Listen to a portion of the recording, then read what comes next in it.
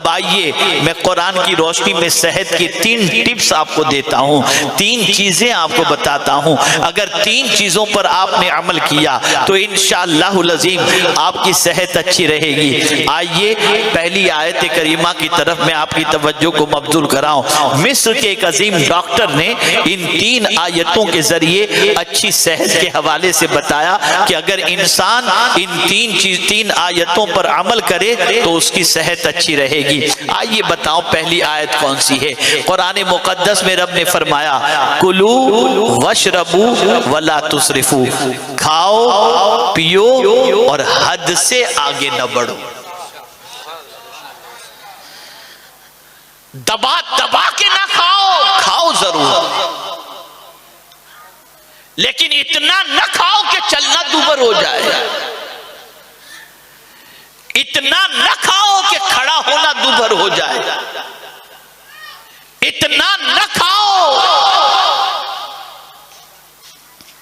कि तुम्हारे लिए तुम्हारा बदन भारी हो जाए। नहीं, खाओ जरूर, पियो जरूर, लेकिन हद से तजावुज न करो, इसराफ न करो। पैगंबर रहमत सल्लल्लाहु ताला अलैहि वसल्लम ने पेट के 3 हिस्से के बारे में फरमाया, एक में ग़िज़ा, एक हिस्से में पानी और एक हिस्से में हवा। आदमी इतना खा लेता है कि सांस लेना भी दुश्वार हो जाता है।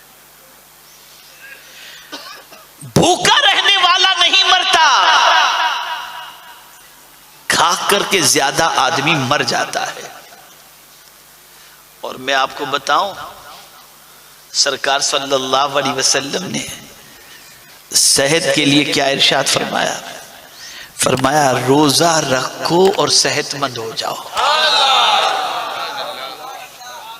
रोजे को सरकार ने सेहत का जरिया बताया। आपको मैं बताऊंगा तो हैरत होगी, मुसलमान खजूर नहीं खाता, भजिए खाता है, वड़े खाता है, समोसे खाता है। खाओ खजूर। और आपको बताऊं, बहुत सारे मारवाड़ी, बनिए, गुजराती शौक से खजूर खाते हैं, बल्कि खजूर की मंडी पर कब्जा ही उन्हीं लोगों का है, और मुसलमान खजूर नहीं खाता। पैगंबर रहमत सल्लल्लाहु ताला अलैहि वसल्लम के हवाले से उम्मुल मोमिनीन हजरत आयशा सिद्दीका रदियल्लाहु ताला अन्हा फरमाती हैं, हमारे घर में एक महीना ऐसा गुजरा है जिसमें खाने के लिए कोई चीज नहीं थी। ये उम्मुल मोमिनीन कह रही हैं, खाने के लिए कोई चीज नहीं थी, हम 2 काली चीजों पर पूरा महीना गुजारते थे। 2 काली चीजों पर। पूछा गया वो 2 काली चीजें कौन सी? तो उन्होंने कहा खजूर और पानी। मेरे प्यारे आका सल्लल्लाहु ताला अलैहि वसल्लम के प्यारे दीवानों, जो ग़िज़ा खाने की है, मुसलमान वो ग़िज़ा नहीं खाता। मुसलमान उन ग़िज़ाओं की तरफ टूट रहा है जो ग़िज़ा मुसलमान को कमजोर कर दे। तो कुरान क्या कह रहा है? कुलू, खाओ, वशरबू, पियो, वला तुसरिफू, और इसराफ न करो, हद से तजावुज न करो। तो खाने के अंदर भी एहतियात बरतो, भूख बाकी हो छोड़ दो।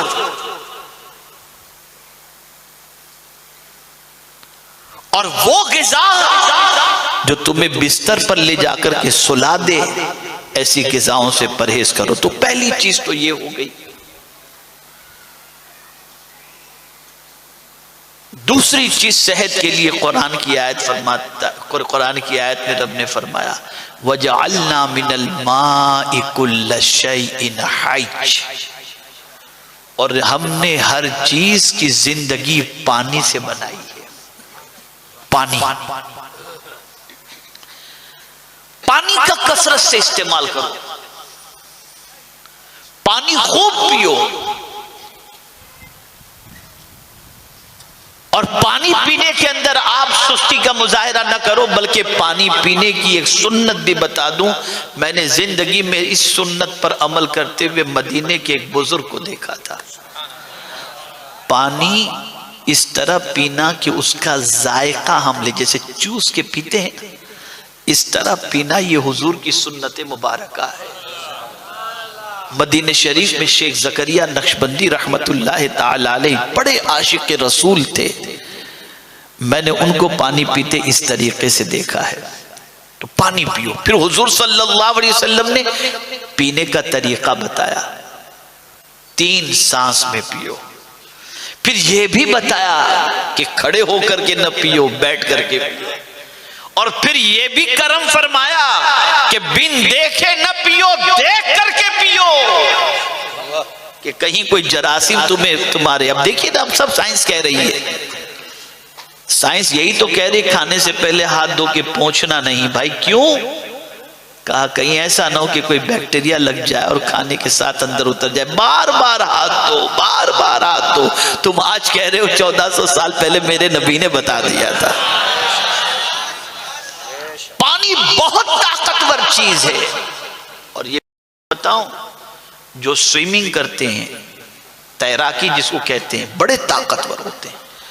पानी में कुदरत ने बड़ी ताकत रखी है। एक इंसान पानी के कतरे ही से पैदा होता है और हर चीज की जिंदगी के लिए पानी जरूरी है। और पानी की भी एक किस्म नहीं है, पानी की इतनी किस्में हैं कि आला हजरत अजीमुल बरकत इमाम इश्क व मोहब्बत ने कई किस्में गिनवा दी हैं पानी की, बेशुमार किस्में। और हर पानी की अलग अलग किस्में और अलग अलग हर पानी की मुख्तलिफ किस्मों के साथ उसकी तासीर के बारे में बताया गया। आप देखिए मेरे प्यारे आका सल्लल्लाहु अलैहि वसल्लम के प्यारे दीवानों, यहाँ का पानी आप पीजिए, बिस्लेरी का पानी पीजिए, दूसरे पानी को आप पीजिए, उस पानी में इतनी ताकत नहीं होती कि आप उस पानी पीने के बाद खाना न खाएं तो आपको चल जाए, ऐसा नहीं हो सकता। लेकिन मैं आपको पूरे यकीन के साथ कहता हूं, अगर कोई शख्स आबे ज़मज़म पी ले तो आबे ज़मज़म में इतनी ताकत है कि कई सालों तक सिर्फ आबे ज़मज़म पीकर वो जिंदा रह सकता है।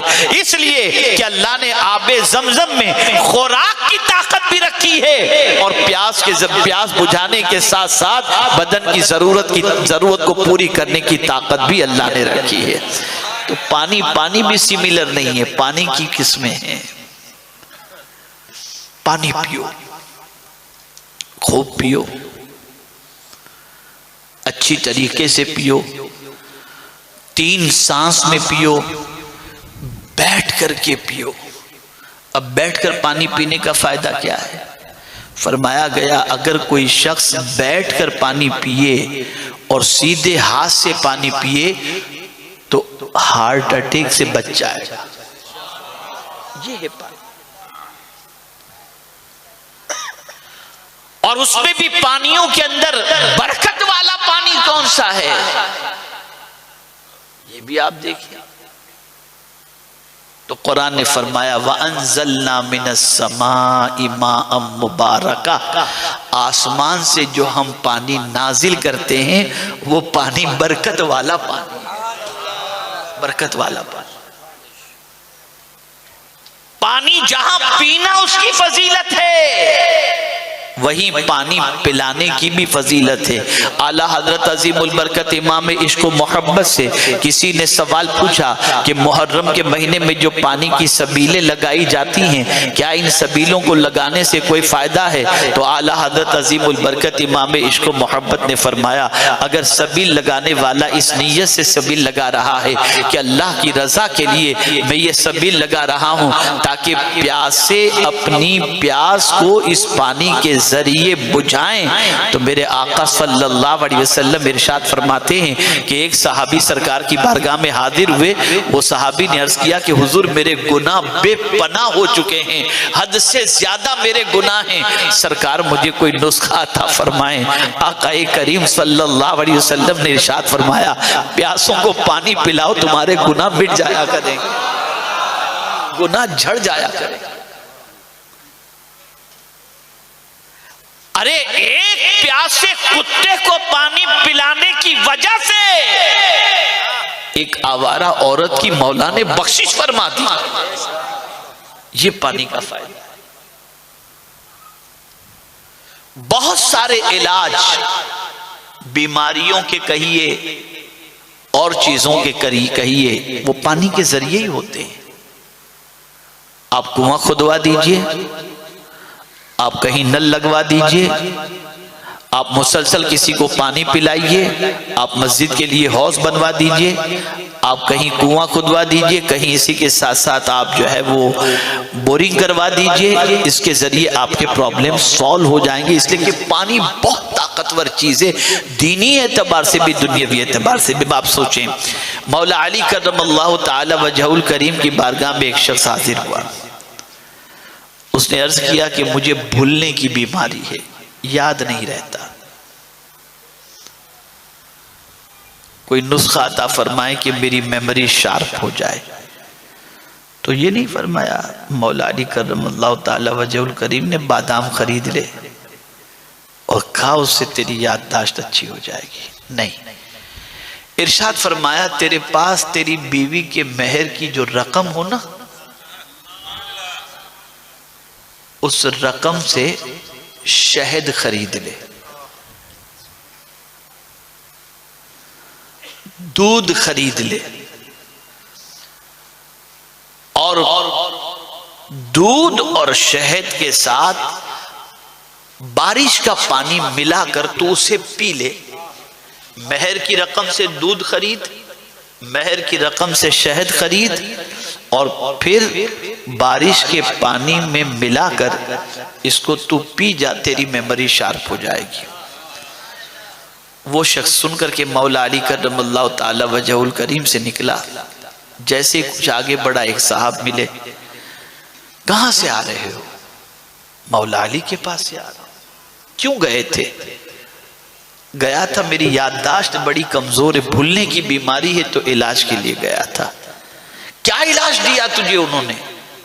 कहा ये मुझे फरमाया कि मेहर की रकम से दूध खरीदो, शहद खरीदो, और जो है वो बारिश के पानी में मिलाकर पी लो, तुम्हारी याददाश्त मजबूत हो जाएगी। कहा कोई कुरान की आयत भी इस पर दलील में मौला अली ने पेश किया? यूं ही कह दिया। थोड़ा सा उसे तजस्सुस हुआ, कहा चलो मौला अली से जाके पूछ लूं कि हजरत इस पर कोई कुरान की दलील है या नहीं। गया मौला अली के पास,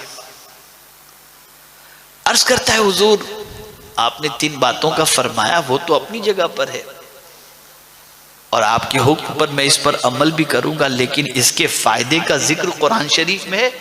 कहा हाँ बिल्कुल है, बिल्कुल है। मेहर की रकम ये इतनी बरकत वाली रकम होती है कि मैं आपको बता नहीं सकता। कुरान मेहर के बारे में फरमाता है वआतुहुन्ना उजूरहुन्ना, और शहद के बारे में कुरान कहता है फीही शिफाउल लिन्नास, इसमें लोगों के लिए शिफा है। और दूध के बारे में कुरान कहता है लबनन खालिसन साइगल लिशारिबीन, और पानी जो बारिश का है उसके बारे में मौला फरमाता है वअंज़लना मिनस समाई माअम मुबारका। तो तीनों पर, चारों पर अल्लाह की आयत मौजूद है। वो सुना और गया, और उसके बाद उसने शहद भी खरीदा, दूध भी खरीदा, और बारिश के पानी से मिलाकर के उसने पिया। कुछ ही दिनों के बाद उसकी याददाश्त इतनी तेज हो गई, एक बार जो सुन लेता था फिर वो कभी भूलता ही नहीं था।